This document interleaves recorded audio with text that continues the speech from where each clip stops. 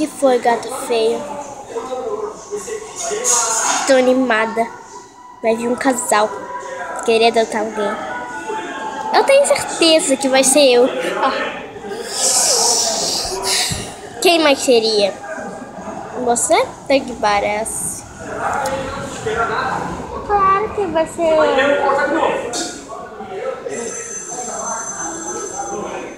Não sabe o que tá falando. A diretora. Oi, diretora. Oi. Tudo bem? Você quer falar alguma coisa?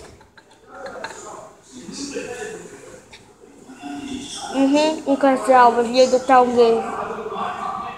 Sabemos. Então, vocês têm que ficar maravilhosos. Se alguém ficar com camisa rasgada, com camisa rasgada, eu vou ser adotado. Você também? Não vou falar nada. Sim, diretora.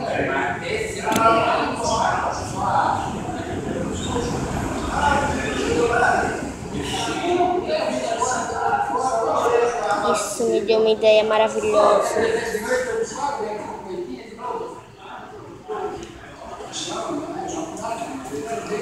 Se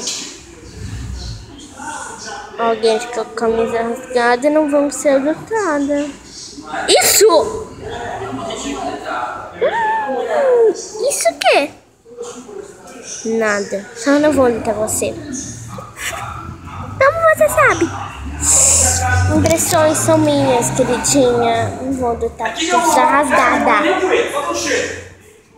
Rasgada? É, assim, ó.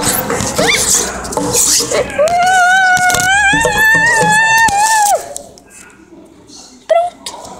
Está rasgada.